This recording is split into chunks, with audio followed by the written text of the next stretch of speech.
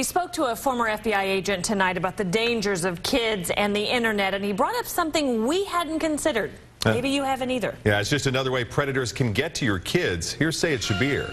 Well, Mark, many of us like to play games on our phones, just like the very popular Words with Friends, and kids love to play them too. The problem is you can create a game with a random opponent, just like this, and within a few seconds you are connected with someone that you don't know. Here we are waiting for a game to be connected, but it's very easy to get connected, and then once you are, you can start chatting with them, and that's when you're able to communicate with someone that you don't know.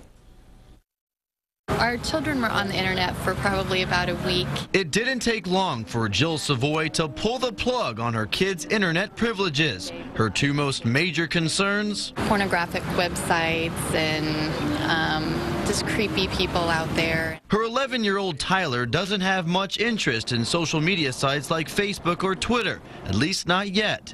He says he uses the internet to play games, but now he's interested in something else. Most of my friends have cell phones. Forget the computer, Tyler's after a cell phone, which retired FBI agent Jeff Lanza says opens the door to more threats. The one thing is the computer's in your home and you can watch over the shoulder of your child, but once they have it on their phone, they can do almost everything on their smartphone that they can do on the computer, and that's out of a parent's control. Lanza says there are more kids on the internet than ever before, and with thousands of new apps and games that allow chatting, it's very easy to connect with a complete stranger. If they're in the right place at the right time, they can meet up, and if they have the right lines, the right words, they can convince anybody almost to do anything, especially if you're a child. Which is why Savoy says it will be another year or so before Tyler gets a cell phone.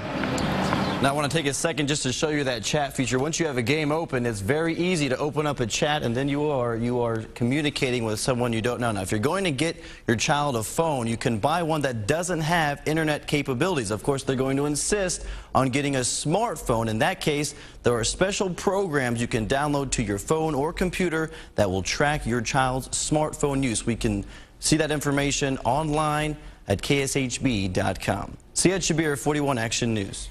All right, thanks, Sayed. And here's some other things to consider. We did check, and on most of these types of games, there is no way to disable the chat function.